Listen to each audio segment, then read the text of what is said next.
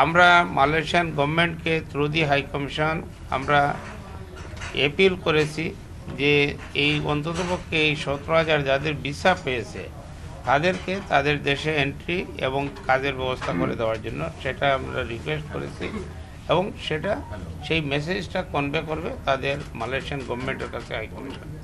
সেটাই হয়েছে এবং আমরা আশা করতেছি যে আমাদের রিকোয়েস্ট তারা রক্ষা করার জন্য চেষ্টা করবে। সেটা আমরা আশা করতেছি যে আমাদের ভিসা প্রাপ্ত যারা আছে ওনারা তো গতকালকে বলে দিয়েছেন যে ডেট আর বাড়বে না, আজকেও বললেন হাই কমিশন না বলছে, আমরা রিকোয়েস্ট করতেছি। 17,000 লোক যাইতে পারে নাই মন্ত্রণালয়ের হিসাব, কিন্তু আমরাও আবার গণবিজ্ঞপ্তি দিয়ে কর্মীদের খুঁজছি কেন? তাদের তালিকা কি আপনাদের কাছে নেই? প্রশ্নটা হচ্ছে মাননীয় প্রতিমন্ত্রী, যারা বিদেশে যাচ্ছেন বা যেতে পারেন নাই না, আমরা গণবিজ্ঞপ্তি দিয়ে আমাদের মন্ত্রণালয় শুনে আমাদের মন্ত্রণালয় থেকে আমরা একটা ইনকোয়ারি টিম করেছি 6 সদস্য বিশিষ্ট, যে এইটা কোন কারণে যাইতে পারে নাই, কি কোন সমস্যা হয়েছে, কাদের দ্বারা এই সমস্যার সৃষ্টি হয়েছে, এই সমস্ত জিনিস খুঁজে বের করার জন্যই আমরা তদন্ত কমিটি করেছি। এই তদন্ত কমিটির মাধ্যমে যাদের বিরুদ্ধে রিপোর্ট আসবে, যারা দোষী সাব্যস্ত হবে তাদের বিরুদ্ধে আমরা ব্যবস্থা গ্রহণ করব, আইনানুগ ব্যবস্থা গ্রহণ করব।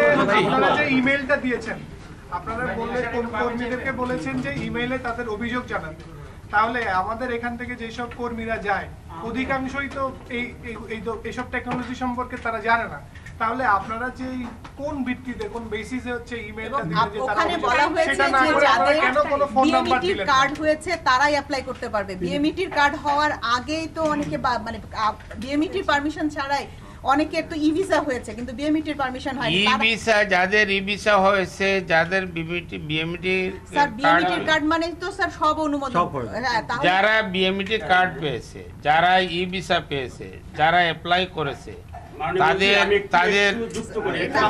না একটা মিনিট শুনে,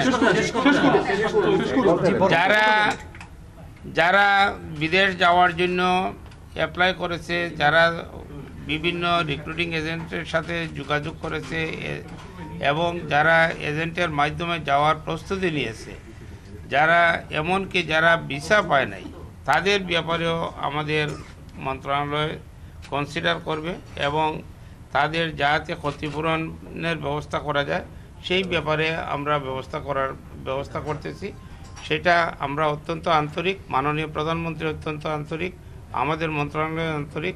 আমরা কাউকে ছাড় দিব না, যারা দোষী সাব্যস্ত হবে তাদেরকে আইনানুগ ব্যবস্থা গ্রহণ করা হবে। বিএমইটির কার্ড না হয় ই ভিসা তো হয়েছে এবং তারা পুরো টাকা দিয়েছে, বিএমইটির পারমিশন হতে তো আরো 7 দিন লাগে, তাহলে বিএমইটির কার্ড যাদের নেই তারা কি পাবে না টাকা ফেরত?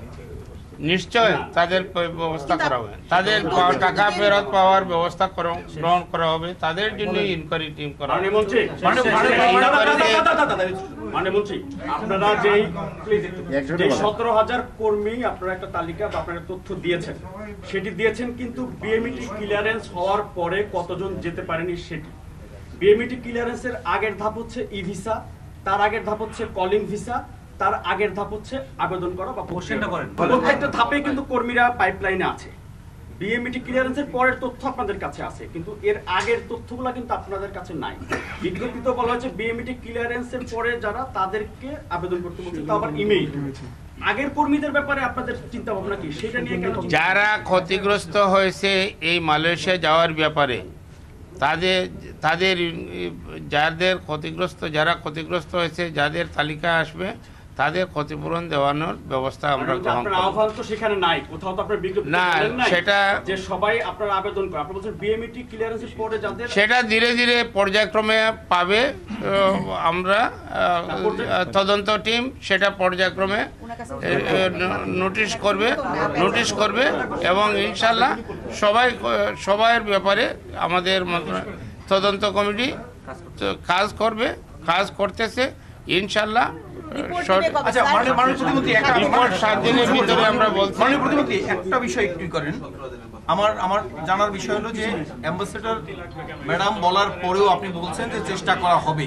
আমরা চেষ্টা করতেছি। ওইটা বলছি যে এটা কি আমাদের কোন ভিত্তিতে গভর্নমেন্ট বাকি- থেকে, কি পরিকল্পনা আমাদের আছে? মন্ত্রণালয় থেকে আমরা মালয়েশিয়ান গভর্নমেন্টকে চিঠি দিয়েছি আমাদের এমবেসির মাধ্যমে। গতকাল কি সেটা না করে দিয়েছে ওই দেশের মানুষ?